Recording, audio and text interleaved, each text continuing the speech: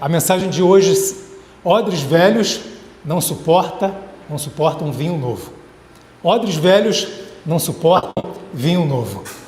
Mas antes de começar a entrar na mensagem, eu queria te deixar uma coisa bem clara. Quando eu estou pregando uma mensagem como essa, eu não estou querendo dizer que eu prego mais que qualquer um pregador. Eu não estou querendo dizer que eu sou o sertão da história e pregador nenhum presta. Eu não estou querendo entrar numa queda de braço para dizer, ó, tá vendo? Agora eu te provei por A mais B que não precisa jejuar mais. Quando eu trago a questão do jejum aqui, para vocês entenderem, é porque literalmente o Espírito Santo ele quer mexer no que está por trás, nos alicerces do jejum, naquilo que você carrega quando você jejuava ou continua a jejuar, ou seja, sacrifício, meritocracia, dependência, guia, colocando um caminho para chegar a Deus, que não é Cristo, quando Cristo vem falar, eu sou o caminho, eu sou o caminho. Ele não fala, eu sou o caminho, vírgula, mais o jejum, mais isso, mais aquilo outro. Ele vem dizer, eu sou o caminho, a verdade que conduz à vida. Então, quando eu estou trazendo a questão do jejum aqui, eu não quero botar o que você fez, um peso e acusação que você fez para trás, ou você ainda gosta de fazer jejum, isso é um problema seu com Deus. Eu não sou contra quem jejua, quem quer continuar jejuando, isso é um problema seu. Cada caso é um caso, cada pessoa é uma pessoa. Mas o que Deus quer mexer na tua vida são os alicerces e dizer, ei, você agora tem que entender que eu sou o caminho, a graça é o caminho, e não tem outro caminho, e o meu Espírito Santo é aquele que te guia, não há outro guia. Porque talvez você esteja sendo guiado por um cego, e dois cegos andando no caminho, confiando um no outro, provavelmente vão cair dentro do primeiro buraco que aparecer. E o Espírito Santo está querendo mexer com você, com as estruturas que estão por trás daquilo que uma vida você sempre aprendeu. Sabe, então a primeira coisa que você tem que lembrar do que nós pregamos semana passada, nós vamos fazer um release aqui rápido, porque teve muita gente que não esteve aqui semana passada. O jejum, ele nunca foi criado por Deus. Nós mostramos aqui, lá em Levíticos 23, depois trouxemos Juízes 20, exatamente mostrando qual foi a primeira vez que o jejum apareceu na Bíblia. Foi por uma vontade e uma escolha do homem. O jejum, assim como se vestir. A gente na época, brincava muito, vamos nos vestir para mostrar que a gente estava humilde, sentar no saco, vestir com roupa de cinza, sentar nas cinzas, fazer jejum. Isso nunca foi estabelecido por Deus. Então nós provamos e mostramos aqui por A mais B que isso foi uma tradição criada por um homem, porque ele não tinha Cristo. Ele não tinha o Espírito Santo, e por ele não ter Cristo e não ter o Espírito Santo, ele não tinha um relacionamento direto, igual você e eu temos. Ele dependia de sacrifícios, de rituais, ele dependia de pessoas, de sacerdotes, de sumos sacerdotes, para que uma vez por ano, no dia do perdão, no dia do Yom Kippur, ele pudesse ter o mínimo, ou em alguma das festas judaicas, tivesse um mínimo de relacionamento com Deus. E essa falta de relacionamento, ele foi provocado no homem, dizendo o seguinte, ei, eu preciso estar perto de Deus, eu preciso querer Deus, eu preciso ter um direcionamento de Deus, eu preciso sentir Deus um pouquinho, eu preciso ter um pouquinho de Deus, e nisso que eu preciso ter um pouquinho de Deus, eu preciso fazer algo para afligir a minha carne, para poder chamar a atenção dele. Então o homem vem e cria o jejum. Ele vem e cria o jejum. Então ele se usava desse artifício para jejuar, para ter um pouquinho de contato, de relacionamento com Deus. Então a coisa que você tem que, quando você estiver lendo a Bíblia, principalmente na Antiga Aliança, principalmente aquilo antes de Jesus ter ressuscitado, quando você ler sobre jejum, de qualquer forma que for, você tem que lembrar, não foi Deus que instituiu o jejum, não foi Deus que quis o jejum, não foi Deus que provocou o jejum. E aí você vai me perguntar, Rafael, mas se isso não foi estabelecido por Deus, se isso não foi colocado por Deus, por que Deus permitiu? Por que Deus permitiu ao homem que jejuasse? Por que ele não cortou e não falou assim, ei, para de jejuar, vocês estão totalmente fora do trilho? E a resposta para isso é muito simples, por que Deus não cortou? Por que Deus de alguma forma ele permitiu que o homem continuasse a jejuar? Porque Deus ama ao homem. Grava isso que eu estou te falando, porque Deus ama o homem.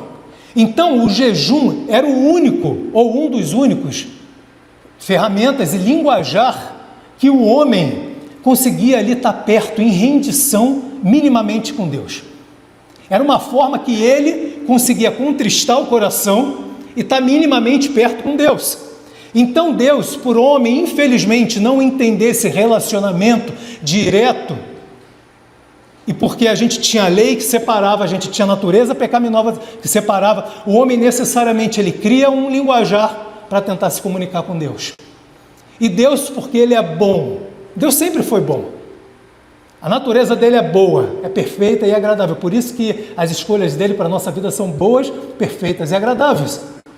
Ele por entender essa necessidade humana, ele por entender essa mediocridade humana, ou seja, a mediocridade que vive na média, ele permite que o homem buscava e busque ele em jejum. Por isso que talvez você nunca ouviu na tua mente, no teu coração, o Espírito Santo te dando uma lenha, falando assim: ei, para de jejuar, para de jejuar. E eu vou trazer isso aqui para a nossa realidade humana, que vai ficar bem fácil de você entender. Quantos aqui têm filho pequeno? Quantos aqui já tiveram um filho pequeno? Quantos aqui querem ter um filho pequeno? Olha aí as mamães aí, ó. Você quer mais um? Pelo amor de Deus, amor. Você era a única que não poderia ter levantado a mão. A gente já não combinou que você errou? Como é que é? Não. Misericórdia. Provavelmente teu sobrinho, teu filho, neto, seja lá quem for, ele quando era pequenininho, ele tinha um linguajar dele próprio, tinha ou não tinha? Ele botava o nome em objetos, em alimentos, em coisas que não eram reais. Chuchu, dadá, dadá. E por amor a ele, você não ficava dizendo o seguinte: eu não vou ter mais comunicação com você. Pedro, você está com 7 meses de idade, eu não vou falar mais com você. Sabe, você não é digno de estar comigo. Mas o Pedro, quando ele quer comer, ele dadá, dadá, dadá, que ele está naquela fase. Então o que eu, como um pai amoroso, eu faço? Eu entendo com o que ele está falando, que a única forma dele se relacionar comigo é aquele linguajar que tem ali. Então eu, como um pai bom, eu faço o seguinte: dadá, né? Eu já sei que é aquilo. Pegou? Pegou? O jejum, por conta da imaturidade e por conta da falta do entendimento de quem Deus era nele, quem eles eram em Deus, eles caminhavam de maneira totalmente imaturas. O linguajar dele era um linguajar de bebê. E Deus, por ser um Deus bom, ele pegava e dizia o seguinte: dadá, para que ele tivesse um mínimo de relacionamento. Assim como eu faço com Pedro. Porque se eu não entender ali com Pedro, isso é um caso excepcional, quando eu entender com Pedro que ele está tentando comer, ele está dizendo dadá, e eu tentar ficar forçando Pedro, se é chuchu, chuchu não vai sair da boca dele, chuchu. Então eu, como um pai bom, por eu querer ter um relacionamento mínimo, agradável com meu filho Pedro, eu falo: dadá, Pedro, você quer dadá? Ficou claro? Ficou claro? Sabe? E aí a gente, quando vai a Mateus 6,16, conforme eu falei semana passada, a gente encontra Jesus falando: quando jejuardes, quando jejuardes. Jesus não está dizendo jejuem, Jesus está dizendo quando jejuardes, quando vocês implementarem a tradição de vocês, quando vocês jejuarem, não façam como os judeus, não façam como os gentios, não façam como esses fariseus, não façam como esses que querem chamar atenção, mas façam em secreto. A gente vai voltar nisso daqui, sabe? De alguma forma, vocês vão jejuar a partir agora, conforme a gente também colocou, e aí o Espírito Santo trouxe para a gente, que a gente trouxe lá Mateus, se eu não me engano foi Mateus, né? Mateus 9,15. Mateus 9,15 que diz que aquilo que causou um distúrbio na cabeça daquela galera, que ele vem dizendo o seguinte: ei, por que você não jejua? Os discípulos de João Batista chegaram e falaram assim: por que vocês não jejuam como jejuamos nós os fariseus? E Jesus fala assim: ei, por que eu vou jejuar? Por que meus discípulos, vão jejuar se o noivo está aqui? Enquanto o noivo está aqui, não precisa que jejue. Mas um dia o noivo será tirado. E quando esse noivo será tirado, todos vão voltar a jejuar. E aí a gente aprendeu semana passada que quando o noivo for retirado, qual é a promessa que quando o noivo fosse retirado, quem que viria? Quem que viria? Espírito Santo. Então agora, a partir de agora, você e eu não mais jejuaríamos como na antiga aliança, como na velha aliança. Mas há um convite do Espírito Santo para mim e para você. Agora você e eu jejuaremos a partir do Espírito Santo. Jejuaremos a partir do Espírito Santo, e nós apresentamos isso, nós mostramos isso semana passada. Rafael, mas como assim jejuar a partir do Espírito Santo? Porque jejum significa abstinência de comida. Jejum significa abstinência de comida. Como que eu vou jejuar a partir do Espírito Santo? Se a gente está trazendo uma coisa espiritual para uma coisa natural, é exatamente isso, o Espírito Santo, e aí surge o primeiro convite. Isso tudo que eu estou falando aqui, eu estou fazendo um ampassão para que todos entrem na mesma linha de raciocínio. E aí vem o primeiro convite que o Espírito Santo te faz, exatamente isso. Agora, porém, você não vai mais se abster daquilo que você come na carne. Agora você vai se abster dos alimentos espirituais que você escutou uma vida. Aqueles alimentos que te trazem morte. Aquelas palavras de morte, dizendo, ei, você não presta, você é fraco, você vai morrer assim, você vai morrer assado, você tem maldição, você é isso, você é aquilo outro, ei, você não pode todas as coisas, você não faz, você não acontece, você não é um filho amado. Alimentos de meritocracia, de lei, de cobrança, de religiosidade e rituais que você e eu, uma vida nos alimentamos no nosso espírito. E aí o Espírito está dizendo, ei, o primeiro convite que eu faço para você é para que você se abstenha, mas agora, em vez de você se abster de alimentos, se abstenha do alimento espiritual que tem matado o teu espírito, porque é ali que você vai morrer ou vai viver.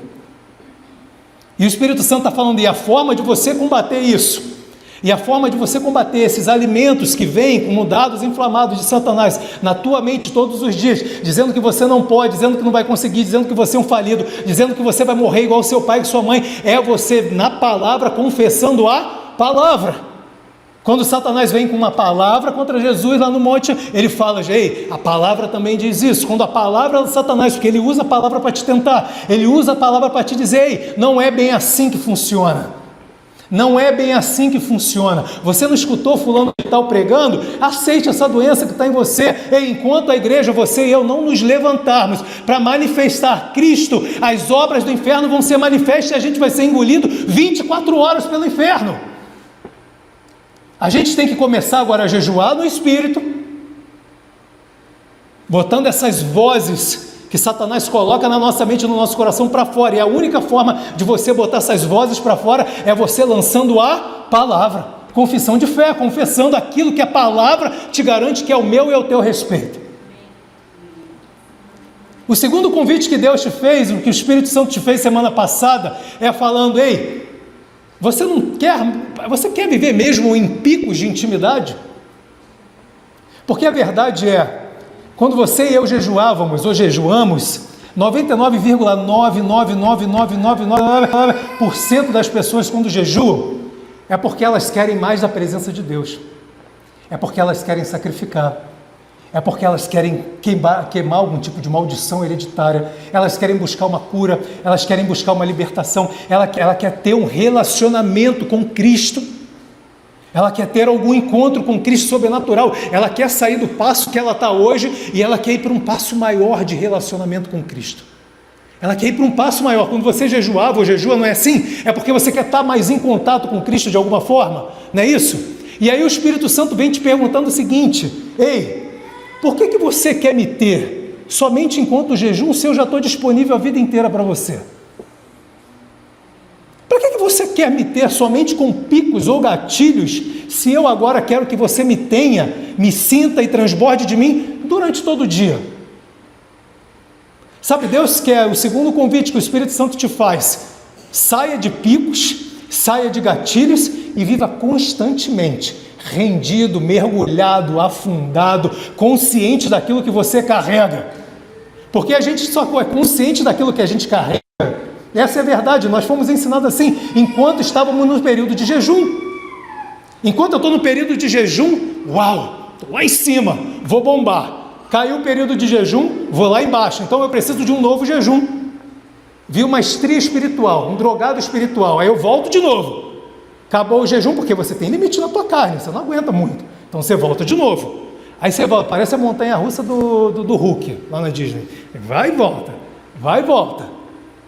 Deus está falando aí, sai dessa estreia espiritual, cara.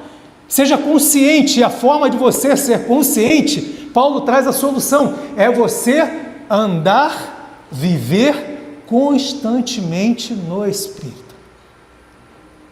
Constantemente rendido a Ele. A gente vai voltar nesse tema aqui, a gente vai voltar um pouquinho lá na frente sobre isso.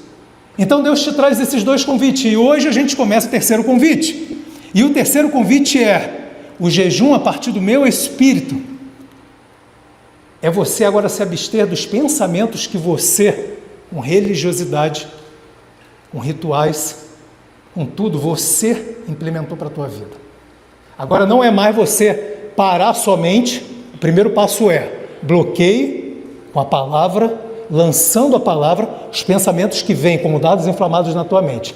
Agora é você bloqueando os pensamentos que você tem ao seu respeito, que você um dia colocou ao teu respeito. Opa, cadê o controle? Ah, tá aí. Opa, valeu, Marco. Tá rápido, hein, Marco? Vai subir de cargo, hein? Tá melhorando, hein? Olha que interessante isso aqui, Lucas 9, 23, 24.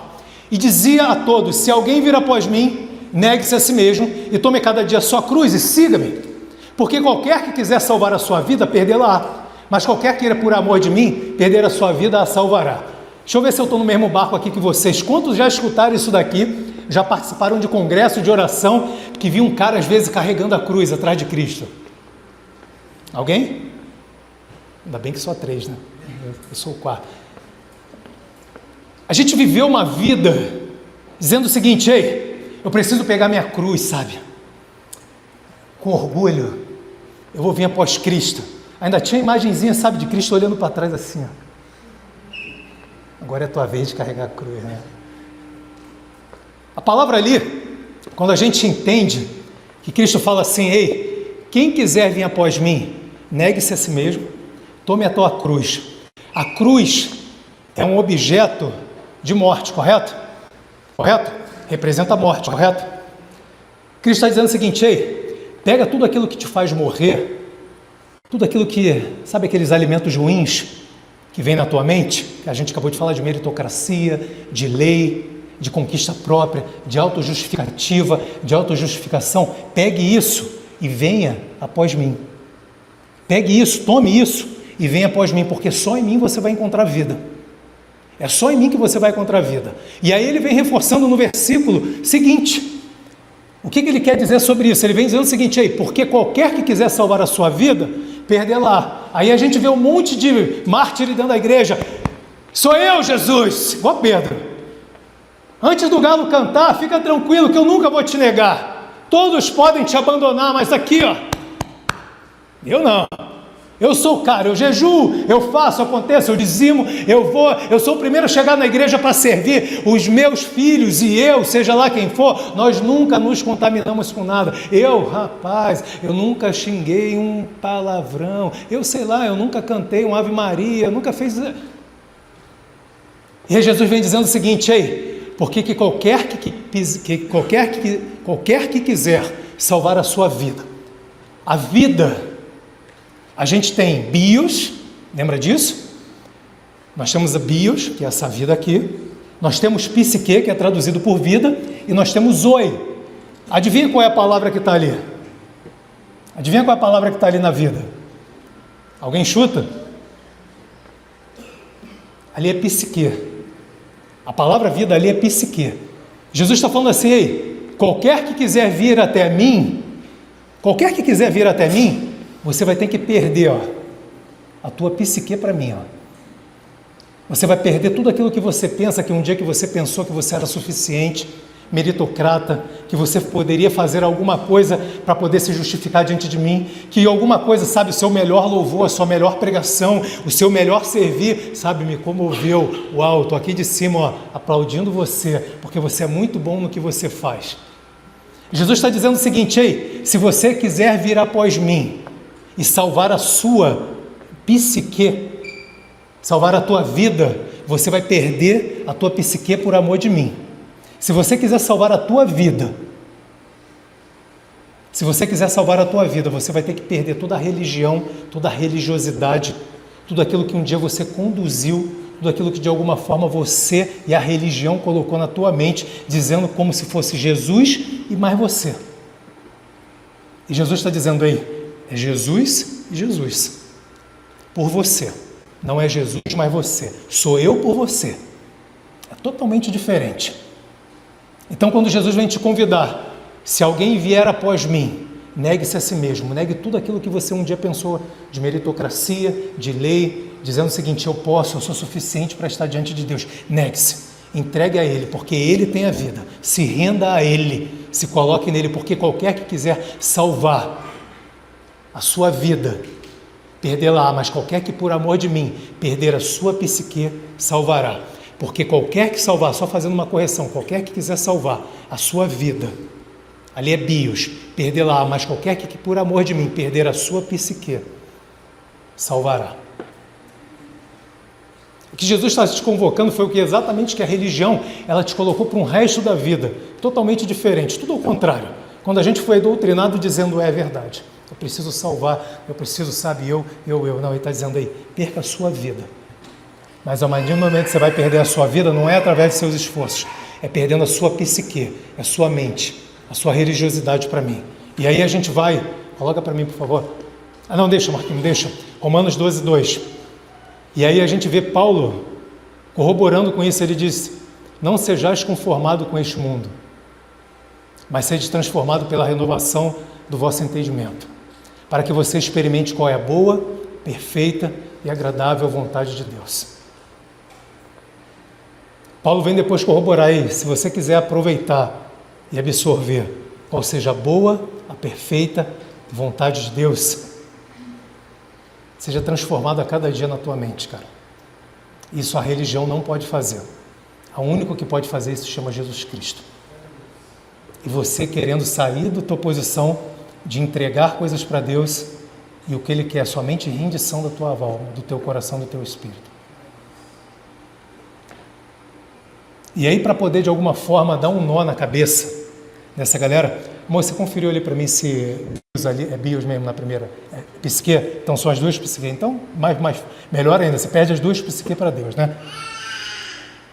E aí, para de alguma forma, a gente, só porque eu pedi para a Bruna, a Bruna deu uma conferida para mim, quando a gente fala porque qualquer que salvar a sua vida, também é psique ali, é a mesma vida que tem embaixo, psique. Então, se você quer salvar a tua vida, a tua psique, a tua mente, que é onde que a gente tem que salvar, você tem que perder a sua psique para Ele, perder a sua mente e a sua vida, amém? E para poder de alguma forma, muda para mim, Marcos, corroborar com isso que eu acabei de falar, quando a gente acaba lá em Mateus 6,16, que Jesus, conforme eu li, ele vem dizendo o seguinte, haverá dias que o noivo não estará mais, e o noivo será retirado, e assim vocês voltarão a jejuar. O versículo 17, ele vem dizendo o seguinte, ninguém deita remendo de pano novo em roupa velha, porque semelhante remendo rompe a roupa e faz-se maior a rotura. Nem se deita vinho novo em odres velhos, assim rompem-se os odres e entorna-se o vinho. E os odres estragam-se, mas deita-se vinho novo em odres novos, e assim ambos se conservam. O que Jesus está falando exatamente, continuando ali o que ele fala de quando, né, que deu uma confusão ali na cabeça dos discípulos de João Batista, dos fariseus, que eles não estavam entendendo, como assim, enquanto o noivo está no jejua, o noivo sobe, jejua, que loucura é essa? Jesus continua dizendo, ei, se você quiser remendar roupa nova com roupa antiga, com panos antigos, não dá, ou você quiser o contrário, também não dá, ou se você quiser botar vinhos novos em odres velhos, não dá, vai explodir. O que Jesus está falando é exatamente dizendo o seguinte, ei, enquanto você estiver colocando ou quiser colocar a tua religiosidade, aquilo que você aprendeu, as coisas que você viveu, a tua meritocracia, o teu faz de conta dentro da minha nova aliança, não adianta, isso não vai rodar. Enquanto de alguma forma você quiser colocar, estiver colocando, trazendo coisas da velha aliança para colocar dentro da nova aliança, trazendo, ou seja, o vinho novo para colocar dentro de óleos velhos, não vai explodir. Não vai. Não adianta você querer trazer tradições e religiões e relacionamentos antigos para dentro da minha nova aliança. Se você quer caminhar com a nova aliança, pois bem, caminhe com a nova aliança, mas não venha colocar vinhos novos dentro de odres velhos, porque vinhos novos dentro de odres velhos vai explodir, não dá ruim. É isso que Jesus está falando ali para os discípulos de João Batista e para os fariseus. Porque agora na nova aliança, você e eu contamos com a totalidade do Espírito Santo, diferente do que eles contavam lá atrás. Você e eu contamos com a totalidade do Espírito Santo, e por isso Deus espera que nós, você e eu, com a totalidade do Espírito Santo, hajamos como filhos maduros, que a gente haja como filho maduro, ou seja, não trazendo mais odres velhos para botar dentro de vinhos novos. O que o Espírito Santo espera de mim e de você é que a gente largue tudo aquilo que a gente aprendeu como antiga aliança, como antigos rituais, e não queira encaixar isso mais num novo proceder do Espírito Santo. Deus espera que você e eu hajamos como filhos maduros. Olha o que diz Romanos 8,14. Passa para mim, Marcos. Porque todos os que são guiados pelo Espírito de Deus, esses são ruios de Deus. Paulo está dizendo o seguinte: todos os que são guiados pelo Espírito Santo de Deus são filhos maduros de Deus. Rafael, então você está dizendo então que às vezes, porque acontece comigo também, quando eu não sou guiado pelo Espírito Santo de Deus, eu não sou filho de Deus? Não é isso. O que ele está dizendo aqui é o seguinte: quando você não é guiado pelo Espírito Santo de Deus, você é um filho imaturo. Você é uma filha imatura, porque os filhos de Deus, eles são guiados pelo Espírito Santo de Deus. Os filhos de Deus, eles são guiados pelo Espírito Santo de Deus, porque os filhos imaturos continuam a viver odres velhos, eles continuam ainda a jejuar por libertação, pela presença, por mais da presença, por cura, por salvação. Eles continuam a jejuar por coisas que Cristo já falou, que já conquistou por mim e por você. O filho maduro, ele já vive em odres novos. Por isso que o vinho entra e não se rompe, porque ele traz odres novos, ele é movido pelo Espírito Santo, diferente do filho maduro. Por isso que você vê muita gente dentro da igreja, há anos e anos e anos, 50, e a vida não muda. Não tem problema de você chegar aqui na igreja um pouco distraído, um pouco perturbado, sabe, um pouco doido.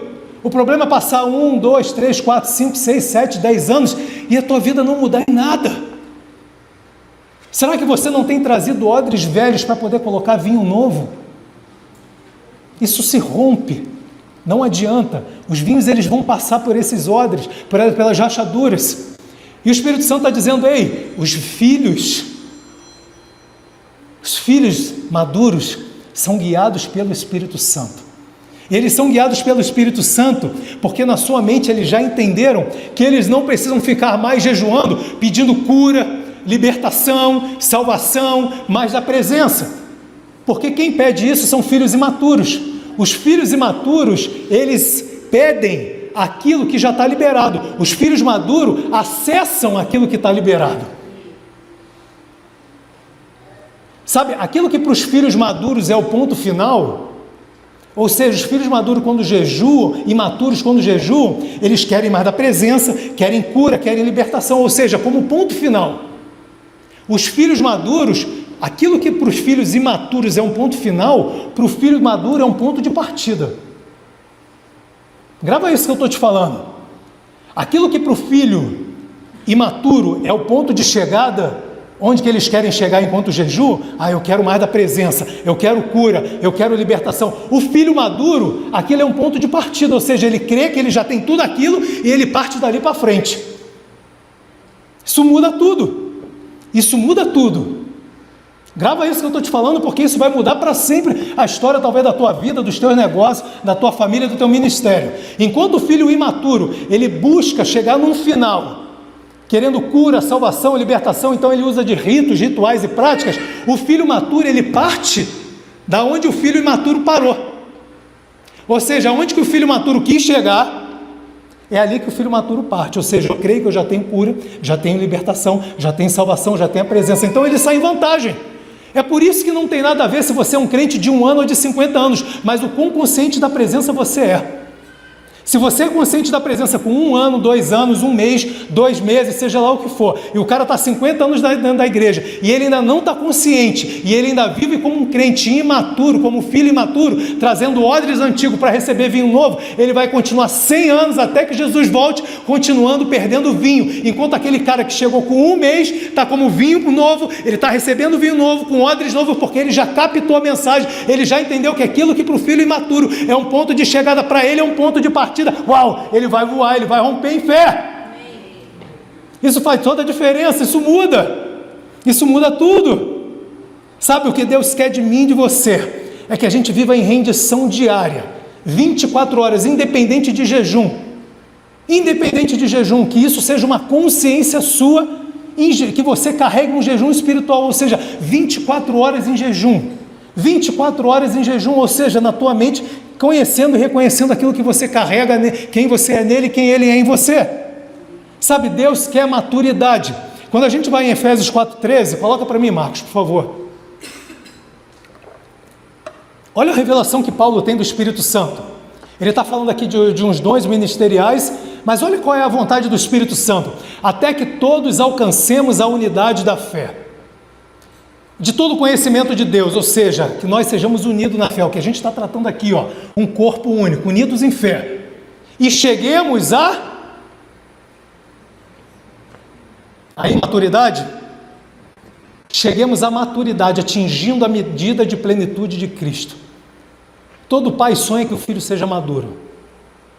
Eu não quero chegar com João com 15, Pedro com 15, Helena com 15, ainda me gritando para poder ir no banheiro e limpar, ainda me chamando para poder pegar coisas em cima que eles não alcançam. Todo pai sonha que o filho chegue à maturidade. Todo pai quer que de alguma forma o filho amadureça. Isso não é diferente de Deus. Ele quer que você e eu chegamos à maturidade. Se você um dia continuar imaturo, até um dia que você chegar ao céu, você vai continuar sendo filho, amado, abençoado, ele não vai te rejeitar. Mas você quem vai deixar de viver aquilo que ele tem para viver por você aqui, cara. E para isso Paulo recebe essa revelação, até que todos alcancemos a unidade da fé e do conhecimento do Filho de Deus e chegamos à maturidade, atingindo a medida da plenitude de Cristo. O propósito é que não sejamos mais como crianças. O propósito é que você e eu não sejamos mais como crianças, levados de um lado para o outro pelas ondas, nem jogados para lá e para cá. De um lado para o outro com ventos de doutrinas e pela astúcia e esperteza de homens que induzem ao erro. Uau! Duro, hein?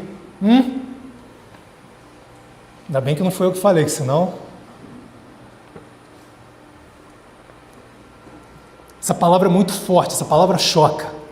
E quantos crentes estão dentro das igrejas? Eu digo para você, 99%.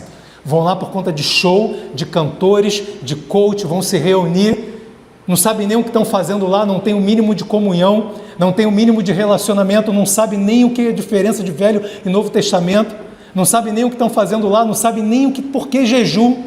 A gente pega pessoas que não sabiam nem jejum. Tinha uma irmã que veio conversar com a gente falando assim, caramba, eu achei que o jejum de Daniel era de 41 dias, cara. Eu falei, rapaz, tu passou Jesus, hein? Que Jesus ficou 40? Foi 41? Passou, hein? Foi para frente. Por quê? Porque não foi ensinada. Porque não foi ensinada. Muitas das vezes os pastores também não foram ensinados e replicam coisas que não sabem. Às vezes não é nem de maldade, às vezes porque pegam coisas e replicam, vão saindo replicando. Vai, replica. Quando veja se passou 10 gerações e você está fazendo coisas na tua vida que você não sabe nem o porquê te perguntam, você não sabe nem o porquê. No final tem até no seu subconsciente, hoje eu não jejuei, perdi até 1 quilinho.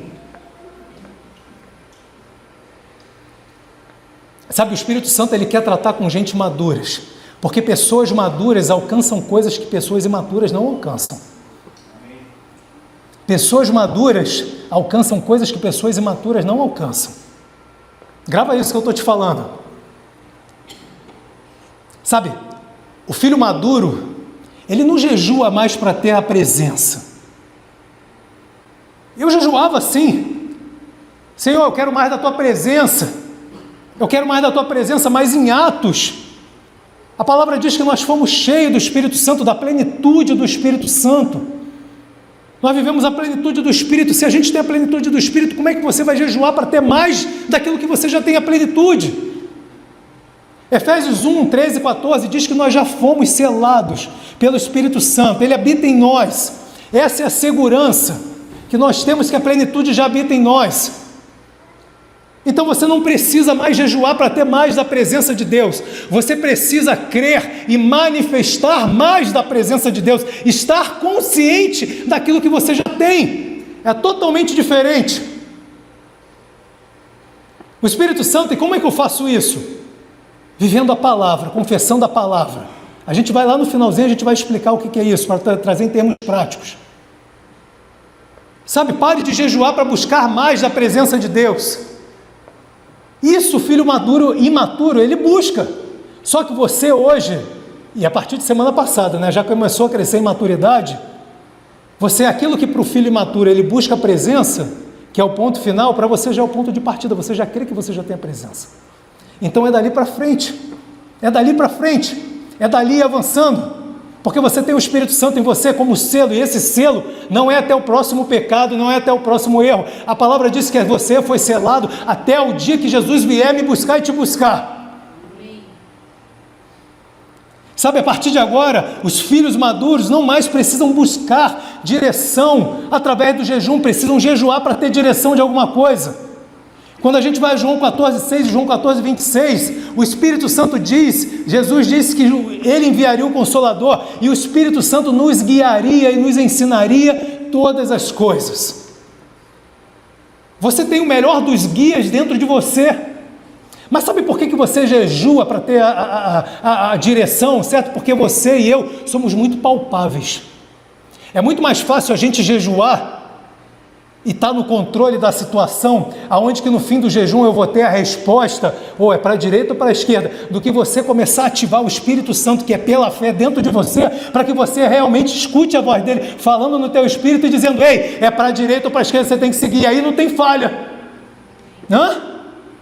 Sabe, o filho maduro, a partir de agora também, ele não jejua mais para buscar o favor de Deus, pois ele crê que ele já foi favorecido. Ele não jejua mais para buscar vitória. Sabia disso? A gente foi uma vida ensinado a jejue para conquistar a tua vitória. Nós fomos ensinados a ser exército de infantaria. Você sabe o que é o exército de infantaria? Exército de infantaria é aquele que vai na frente ali, ó, armado, derrubando. Ei, Jesus já conquistou tudo por mim e para você. Nós não somos mais exército de infantaria, nós somos exército de ocupação. Depois, quando o terreno ficou limpo por Jesus Cristo, ele diz, ei, pela fé, entre agora e ocupe que aquilo que já é seu. Aleluia! A gente foi ensinado uma vida errada, jejue para conquistar a vitória, jejue para isso, para Deus liberar processo, para Deus fazer isso, para Deus liberar pagamento. Ei, você não tem que jejuar para isso, você já tem o sim e o amém de todas as contas, são a promessa de Cristo na tua vida. Você agora precisa ocupar isso pela fé, porque você já recebeu pela graça. Isso é questão de fé. Mas quando você jejua, querendo buscar uma vitória, é muito mais fácil, porque depois que acabou o jejum, você fez 3, 1, 2, 20 dias, 40 dias, 150 mil dias de jejum, no final você tem a resposta, está no teu controle, então você controla, você diz o que vai terminar e vai acabar, e Jesus está falando, ei, não andeis mais segundo a tua vontade, andeis pela fé, ou seja, segundo o meu Espírito, confiando que tudo que eu faço é bom, perfeito e agradável, e você vai chegar do outro lado. Aleluia! Mas espera aí, Rafael, um jejumzinho para ter uma recompensa, vai, não vai? Bota para mim, Marcos, por favor. Um jejumzinho, é íntimo, ó, jejumzinho. Mateus 6,18 diz o seguinte, para não pareceres ao homem que jejua.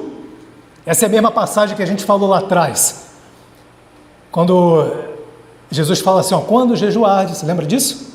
Quando jejuardes, ou seja, quando vocês realizarem a tradição de vocês. E aí ele vem continuando no capítulo 18, para não pareceres ao homem que jejuas, mas a teu pai que está em secreto, e teu pai que vem em secreto te recompensará publicamente. Tem uma recompensa aí, Rafael, quando eu jejuo, eu sou compensado, tá vendo? Tá ali. Você tem que entender primeiro dos exemplos, a primeira coisa que você tem que entender desse capítulo aqui, é que só que ele está falando do Sermão da Montanha. Ele está lá no Sermão da Montanha falando isso aqui, e tem um monte de fariseu em volta dele. um monte de fariseu. Ele está ensinando na antiga aliança ao povo dele que está ali. Primeira coisa que você tem que entender. E antes desse versículo aqui, ele já começa chegando assim, ó, na canela dos discípulos, ó, se a tua justiça não exceder a dos fariseus, não serve para nada, cara. Ele já começa dando na canela, ou seja, se você não for melhor do que os fariseus naquilo que vocês estão fazendo, não serve para nada. Segundo passo que ele traz aqui, a grande questão da promessa dele aqui não está no jejum, mas no secreto. A promessa dele aqui não está no jejum, ou seja, você jejuou, você vai ser recompensado. A promessa aqui está no secreto. Porque a gente está focando no jejum, mas a gente esquece que antes do 18, qual é o número que vem antes do 18? Depois vem o? Curitiba é inteligente, né? Ele vem falar da oração também, quando você estiver orando no teu secreto, é ou não é?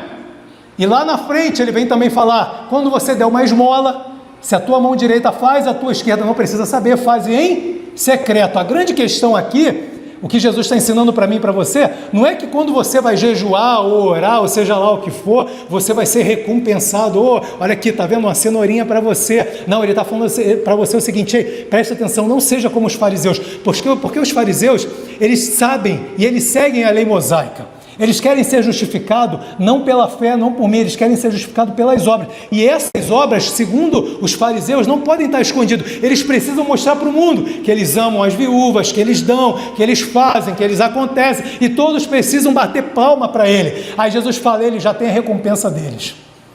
Fique tranquilo, não queira você ter a mesma recompensa dos fariseus. Então, porém, faz em secreto, porque o teu coração está comigo e o meu com você, e eu recompensarei a tua fé. Porque se você entrar nessa onda de dizer, ei, eu jejuei, eu parei de pecar, então eu fiz não sei o que, eu fiz não sei o que lá, eu fiz isso, eu fiz aquilo, então eu sou digno de receber, aí você tem que escolher o time que você joga, ou você está com a graça, ou você está com a obra, cara. Se você está com a obra, eu te dou mais 613 mandamentos para você seguir. Se é isso que você quer para a tua vida. Só que Jesus veio facilitar dizendo o seguinte, ei, eu já cumpri tudo para você. Sou eu e mais ninguém na cruz. Não estava eu e você. Lá na cruz foi eu e mais ninguém. Não foi eu e você. Eu conquistei, eu fiz, eu resolvi. Então tira você do meio do caminho dizendo, quando eu jejuo, quando eu faço, quando eu dou, quando eu oferto, quando eu dizimo, quando eu sirvo, quando eu chego mais tempo na igreja, quando eu sou bonzão, quando eu passei uma semana sem pecar, quando eu... Na cruz não é você e mais Cristo. Na cruz foi Cristo, ele foi suficiente. Foi suficiente, suficiente. Mas Rafael, nem um jejumzinho para quebrar uma maldição hereditária... Tem uma maldiçãozinha, eu adoro, sabe, ir lá atrás, sabe, minha avó era do centro de Macumba, era mesmo, ela fazia um santo lá, eu ia lá naquele preto velho lá, cara, eu vi um vídeo essa semana que era exatamente o que eu via, parecia que o cara estava enrolando brigadeiro, assim, ó. E parecia que além de estar enrolando o brigadeiro na minha frente, ele ainda botava o brigadeiro na boca, ficava a vida inteira assim para cima de mim, esbaforindo, lançando praga e maldição para mim a vida inteira. E aí eu e minha irmã lá pequenininha, a gente tocava o terror dentro do centro de Macumba lá. Leva esse moleque embora. Meu Deus do céu, tocando tambor aqui. Você quer matar? Pô, mas nem uma maldiçãozinha dá para quebrar. Eu gosto tanto desses temas antigos. Quando a gente vai, isso já na antiga aliança, quando a gente vai na antiga aliança, eu não botei esses versículos aqui porque o Espírito Santo me deu isso depois para poder trazer. Jeremias 21:39 diz, naqueles dias já não dirão, os pais comeram uvas verdes e os dentes dos filhos é que se embotaram. Pelo contrário, cada um morrerá por causa da sua iniquidade. Quem comeu uvas verdes é que ficará com os dentes embotados. E aí a gente vê Paulo lá em Gálatas 3, 13, 14, dizendo o seguinte, Cristo nos resgatou da maldição da lei. Porque aquilo que trazia maldição sobre a minha vida e sobre você era a lei. Porque quando a gente não cumpre, a gente se colocava embaixo de maldição. E as maldições passadas, seja lá o que for, pelo não cumprimento da lei, ela vinha sobre a gente. E aí Paulo vem dizendo, ei, Cristo nos resgatou da maldição da lei, fazendo-se Ele próprio maldição por mim e por você. se colocando no nosso lugar, porque está escrito: maldito todo aquele que for pendurado no madeiro, para que a bênção de Abraão chegasse aos gentios em Jesus Cristo, a fim de que pela fé recebêssemos o Espírito prometido.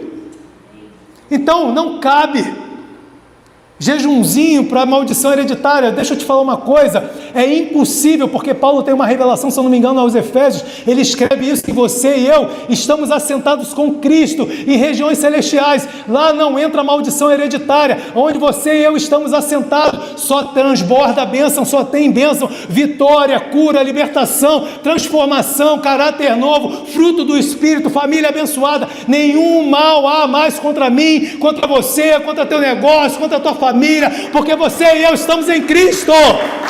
Aleluia! Aleluia! Você e eu estamos assentados em Cristo. É impossível conceber, cara. Eu não sei como alguém lê a Bíblia e ainda fica ensinando pessoas que é a maldição. Você e eu fomos assentados, colocados em Cristo. É impossível que aonde Ele está assentado entre qualquer tipo de praga ou maldição. É impossível. Impossível. E é lá que você e eu fomos colocados, nele. Você agora, a partir de agora, não mais jejua para buscar perdão. Passa para mim, Marcos, por favor. Rafael, mas eu adorava, sabe, me humilhar, sabe, buscar perdão, sabe, de alguma forma eu preciso desse perdão. Deixa eu te mostrar uma coisa que já estava na antiga aliança. Isaías 43, 25. Eu mesmo, Deus falando, sou eu que apago as suas transgressões, por amor de mim, e dos teus pecados eu não me lembro mais. Eu participava de um ritual, que eu vou chamar isso de um ritual. Eu fui, inclusive, pregava nesse ritual, que eu tinha que pegar todos os meus pecados, cara, todos. Era pecado que eu nem lembrava mais. Não, mas pega o pecado lá, ó, pega. Não, meu Deus do céu, no final eu nem sabia se eu tinha pecado mesmo, não. Eu botava só para poder dizer que eu tinha pecado, cara. Escreve no papel aí. Você não lembra quando você tinha 1 ano e meio? Quando você mordeu lá a sua irmã? Bota aí também. Cara, loucura. E aí tinha quase que pular fogueira. Pula fogueira. Cara, que loucura. E tinha que pegar pecado da... Que loucura. E tinha que lançar na fogueira. Pecado... Cara, a palavra diz o seguinte, presta atenção, não sou eu que estou dizendo, isso aqui é a antiga aliança ainda, por amor de mim, dos teus pecados eu não me lembro mais. Aí fica você e eu trazendo coisa pretérita, trazendo coisa que não existe mais, que você já está perdoado. Deus conhece teu coração. E aí a gente vai em Colossenses 2,13, tem outras passagens, mas eu trouxe Colossenses 2,13, quando vocês estavam mortos, você e eu, em pecados e na incircuncisão da carne, Deus os vivificou juntamente com Cristo, e Ele nos perdoou. Aqui está no presente, está onde? O verbo está sendo conjugado o quê? No passado. Nos perdoou, cara. E quando que Ele nos perdoou? Quando Ele morreu na cruz. Você e eu nem éramos vivos.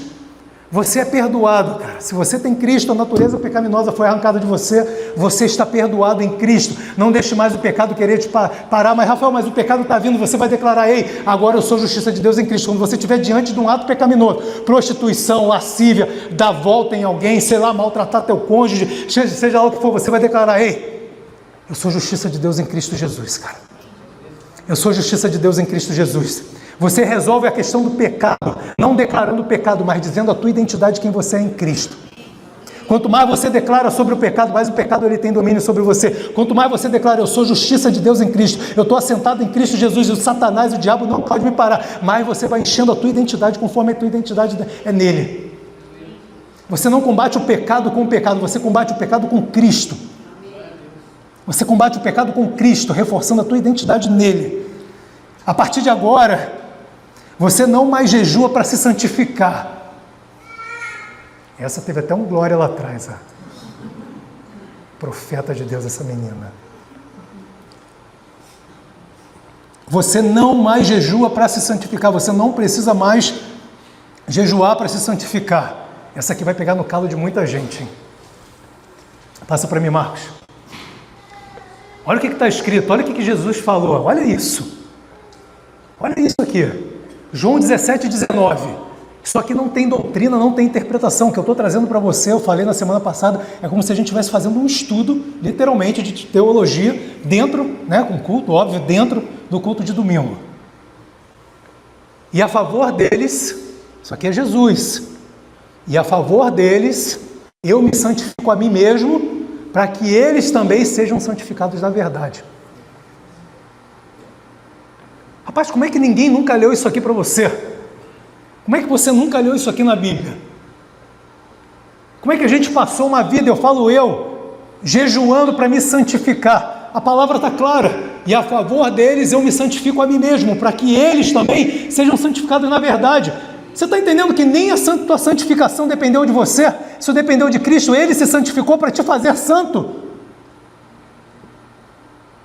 Ele se santificou para que você fizesse santo. Tessalonicenses 5:23. E o mesmo Deus de paz vos santifique em tudo, e todo o vosso espírito e alma e corpo sejam plenamente conservados e irrepreensíveis para a vinda do nosso Senhor Jesus Cristo. Rafael, não, mas calma aí, não é bem assim. Não é bem assim. Quando eu vou lá em 1 Pedro, passa para mim, Marcos, por favor, 1 Pedro 15:16. Mas como é santo aqueles que vos chamou, sede vós também santos. Opa, calma aí. Você leu que Jesus me santificou, já fez tudo e tal, mas só que aqui em Pedro está dizendo o meu esforço. Eu preciso ser santo. Eu preciso me santificar, que está escrito ali. Mas como é santo aqueles que vos chamou, sede vós também santos em toda a vossa maneira de viver. Porquanto está escrito, sede santo porque eu sou santo, lá em Levíticos 11, 44 e 45. A gente tem que entender que a Bíblia não é contraditória, a palavra não é contraditória. A palavra ela não é contraditória, a gente precisa pegar e entender o que está sendo explicado ali. Uma coisa é santificação por posicionamento. Lembre disso. Você e eu, vocês já aprenderam aqui, vocês, quando aceitaram Jesus, vocês foram feitos santos. E vocês não foram feitos santos porque vocês mereceram alguma coisa. Porque vocês aceitaram Jesus, a natureza pecaminosa foi arrancada de vocês, e você naquele momento posicional, você se tornou santo. Você hoje não vai ser menos santo do que quando o dia que você vier morrer na tua carne ou vier ser arrebatado. Você é santo. Você é santo, e ponto final. Isso é posicional. Lembre-se disso. Você quando entrou no exército, ou se você conheceu que entrou no exército, o cara entrou ali como sargento, e ele se aposentou como sargento. No primeiro dia ele foi sargento, concorda comigo? No último dia ele continuou sendo sargento. Mas você concorda que com o passar do tempo, esse sargento que entrou, ele é diferente do sargento que saiu? Porque ele começou a conscientizar daquilo que ele carregava? Então a gente tem uma diferença entre a santificação e ser santo. Você foi feito santo quando você aceitou Jesus. Isso é posicional. E você está num processo de santidade, como esse sargento, melhorando a cada dia. Só que se liga numa questão, isso é uma contribuição você com Deus. Deus já te fez santo, mas Ele espera que uma contrapartida sua, de consciência na palavra, daquilo que você é, se afastando do pecado, buscando para ficar longe do pecado, buscando estar em locais que o Espírito Santo não te direciona mais. É uma contrapartida, é uma contra de encontro. Paulo, quando vem escrever a Coríntios, eu sempre falo sobre esse exemplo. Coríntios foi a igreja que mais deu dor de cabeça para Paulo.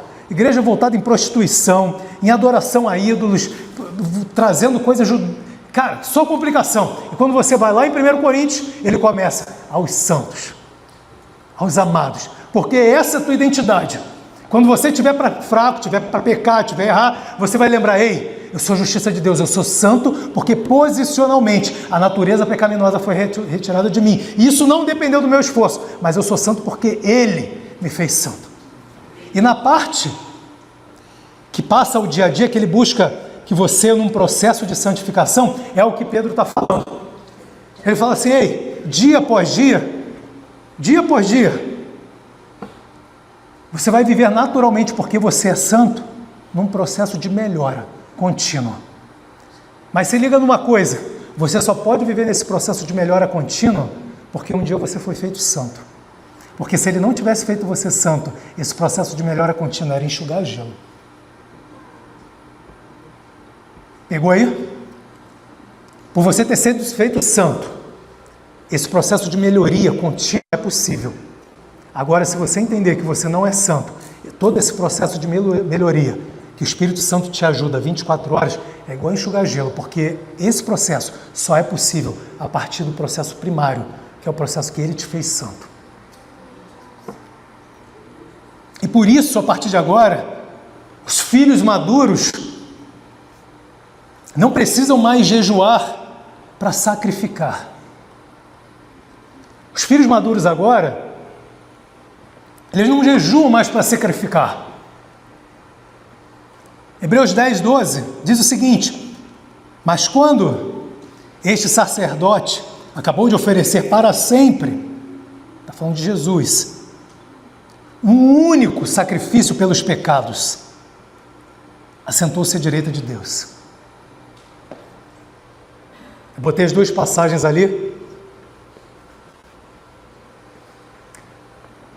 E aí está pessoas sendo ensinadas e crentes indo como manada, usando o jejum como sacrifício. Eu preciso sacrificar. E o escritor de Hebreus está dizendo o seguinte, falando com hebreus, ele está escrevendo para hebreus aqui, um povo que estava querendo voltar à religiosidade hebraica, judaica.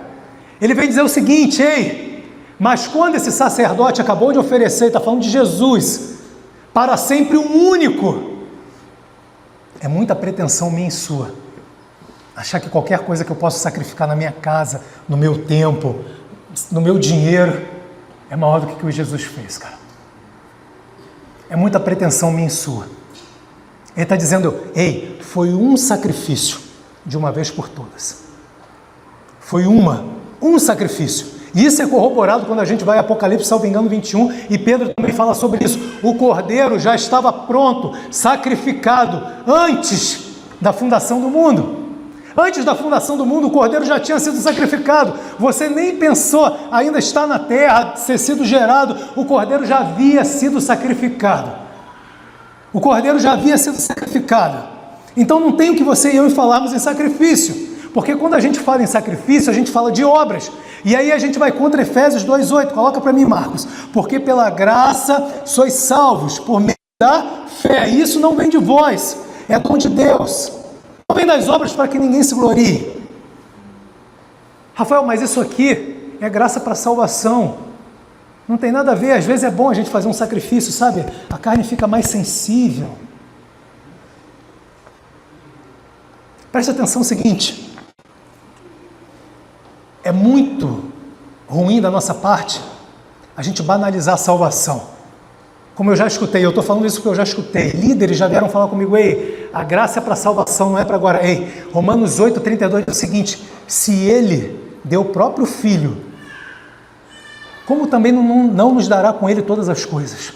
Se Ele te deu a salvação, como é que Ele não vai te dar todas as outras coisas? Então você e eu precisamos parar de banalizar a salvação. A salvação é um dos maiores atos, é o maior ato que poderia acontecer na minha vida e na tua, nos salvar daquilo que nos fazia morrer eternamente. E aí Paulo vem ter essa revelação, Romanos 8, ei, se eu já te dei a salvação, como é que eu não vou te dar com Ele todas as demais coisas?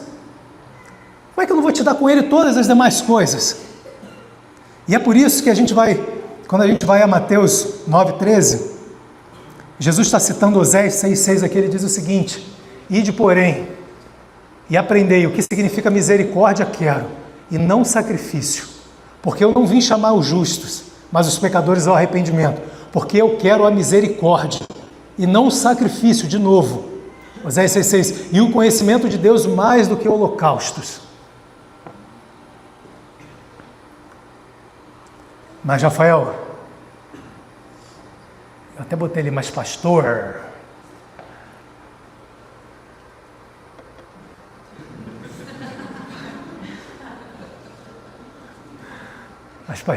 eu não consigo fazer o R de vocês, mas pastor, você já viu o carioca falando inglês? Dor. Carioca falando inglês, o carioca não consegue falar dor. Mas pastor, Romanos 12:1, rogo-vos, pois, irmãos, pela compaixão de Deus, que apresentei vossos corpos como sacrifício. Agora pegou, hein? Jesus falou que não apresentar o teu corpo em sacrifício, mas Paulo está dizendo que apresentar o teu corpo em sacrifício. Como é que funciona isso, hein? Como é que funciona? Há uma contradição? Como é que a gente resolve isso? A gente sabe que a Bíblia não tem contradição e que Paulo, quando escreveu Romanos, ele foi inspirado pelo Espírito Santo de Deus. Quando ele escreveu todas as cartas, ele foi inspirado pelo Espírito Santo de Deus. Romanos 12:1, quando a gente vai ler, rogo-vos, pois, irmãos, pela compaixão de Deus, que apresentei os vossos somais. Essa palavra no grego quer dizer não somente corpos, mas a plenitude de quem você é, onde envolve carne e alma. Essa palavra somai no grego significa plenitude de corpos e alma. E aí eu peguei um comentário, passa para mim, Marcos, muito interessante, do William Hendrickson. Ele fala sobre Calvino. Ele diz o seguinte: por corpos, comentando esse versículo aqui, por corpos ele tem em mente não só a mente e os ossos, mas a totalidade de que somos formados. Paulo adotou essa palavra para que pudesse designar mais plenamente tudo o que somos, pois os membros do nosso corpo são instrumentos pela qual executamos nossos propósitos. Então, apresentar o nosso corpo por sacrifício vivo é usar tudo o que somos para a glória de Deus, é se entregar, se render ao Senhor, para que através da ação do Espírito Santo possamos cumprir o seu propósito na terra. Então, quando Paulo vem dizer, ei, sacrificai o vosso corpo, porque isso, volta para mim, Marcos, no versículo lá, por favor. Rogo-vos, pois, irmãos, pela compaixão de Deus, que apresenteis os vossos corpos, ou seja, se apresentar você como completo, que é aquilo que o Espírito Santo deseja de mim e de você, estarmos rendidos em nosso corpo, em nossa mente, em nossa alma, em nosso ser, com nossos bens, com nosso dinheiro, com nosso tempo, com a nossa família, estamos rendidos, não mais quando tivermos em jejum, mas plenamente todos os dias rendidos nele, com corpo, alma e espírito, não mais com sacrifício, entendendo que um sacrifício foi pego, mas o maior sacrifício que você e eu podemos fazer hoje, sabe o que é? Não é fazer jejum, isso é fácil. O maior sacrifício que você pode fazer, e eu posso fazer hoje, é sair do banco do motorista e falar assim: ei, eu estou no carona, faz o que você quiser, Espírito Santo de Deus. Esse é o maior sacrifício que você e eu podemos fazer. Estou exagerando? Estou exagerando? Fazer jejum é mole, ficar sem comer é mole, sacrificar a carne é mole. Isso é mole, ó, isso qualquer um faz. Agora você sair dali quem está conduzindo, para ir para o carona, e não é ficar freando junto não, dirigindo junto não é ficar olhando no Waze para ver se o caminho está certo não, é você fechar o olho e descansar. Espírito Santo de Deus, eu rendo meu corpo, minha alma, como sacrifício vivo a você, faz o que você quiser. Amém. Esse é o maior do sacrifício que você e eu podemos queimar para Deus, cara, 24 horas. Sabe, a gente está chegando ao final. O que o Espírito Santo quer é que você e eu saiamos dessa religiosidade, de às vezes estar conectados com Ele, e vivamos exatamente Gálatas 5,16: andeis no Espírito e não satisfaça a vontade da carne. A melhor forma de você sacrificar a tua carne é você andar no Espírito. E andar no Espírito é sair do volante e se render a Ele e ir para o carona. É você todo dia dizendo: ei, não vivo mais eu, mas Cristo vive em mim. Isso é muito difícil, gente. Isso é muito difícil, cara. Quando você está no trânsito, quando alguém quer te dar uma volta, quando alguém pegou um dinheiro e não te paga, quando de alguma forma você tem alguma coisa para receber semana que vem e você foi injustiçado, e aí você quer fazer, você quer acontecer, porque esses pensamentos passam na nossa cabeça, quando às vezes seu cônjuge te responde mal e você quer ir embora de casa, quando de alguma forma as coisas não estão indo, como Bolsonaro, é filho de Bolsonaro, é Lula, é filho de Lula, é o raio que o parta, seja lá o que for. Estou cansado, saco cheio disso já, cara. Ai. A coisa mais difícil que tem é você falar: ei, Espírito Santo de Deus, os meus contratos, os meus pagamentos não dependem do meu esforço, não depende do meu sacrifício, mas depende de eu me render a Ti, em crer em Você, porque rendição é crença. Você só se rende quando você crê, cara. Se você não crê que Ele tem o melhor para a tua vida, você não se rende. Então você continua tomando a direção, jejuando, querendo você ter o controle da tua vida. A gente vai falar muito disso semana que vem. Enquanto você não crê plenamente, você não se rende plenamente. E quando você não se rende plenamente, você continua a se sacrificar na tua carne, porque é ali que você tem controle e você quer dar desculpas e vírgulas para Deus, para poder dizer, vendo como eu estou próximo de você, Deus, quando a verdadeira rendição, Ele quer no teu espírito, quer que você ande em espírito, 24 horas. 24 horas. Rafael, mas como que eu ando no espírito? Mas como que eu ando no espírito, sabe? Eu já ouvi falar muito sobre isso. Eu não sei andar no espírito. Ninguém nunca me ensinou o que é andar no espírito. Eu já entendi, eu quero viver esse jejum constante. Sabe, consciente 24 horas daquilo que eu carrego. Colossenses 3, 16, 17. Habite ricamente em vocês a palavra de Deus, de Cristo. Desculpa. Ensinem, aconselhem-se uns aos outros com sabedoria. Cantem salmos, hinos espirituais com gratidão a Deus em seu coração, seus corações. Tudo o que fizerem, seja em palavra ou em ação, façam em nome do Senhor Jesus, dando por meio dele meio de graças ao Pai. Efésios 5, 19 e 25. Falando entre vós salmos, hinos e cânticos espirituais, e salmodiando ao Senhor no vosso coração. Sabe, a primeira coisa que você faz quando você acorda, você liga o teu homem espiritual. Primeira coisa quando você faz, em vez de ficar catando o telefone para procurar se alguém mandou mensagem, se foi alguma coisa muito ruim, alguém daria jeito de bater na tua porta para te acordar, cara. Primeira coisa que você faz é começa a exercitar o dedo. Aí a tua mente já começa a voar. Primeira coisa que o Espírito Santo te convida: seja que eu seja teu universo. Que seja tudo que eu sinto, que eu penso. Sabe, tem um cantor chamado PG que quando ele escreveu essa letra, ele escreveu exatamente isso. Seja meu universo, cara. Que seja tudo que eu sinto e que penso. Que de manhã seja o primeiro pensamento. Minha luz, minha janela. Sabe, a primeira coisa quando você acorda,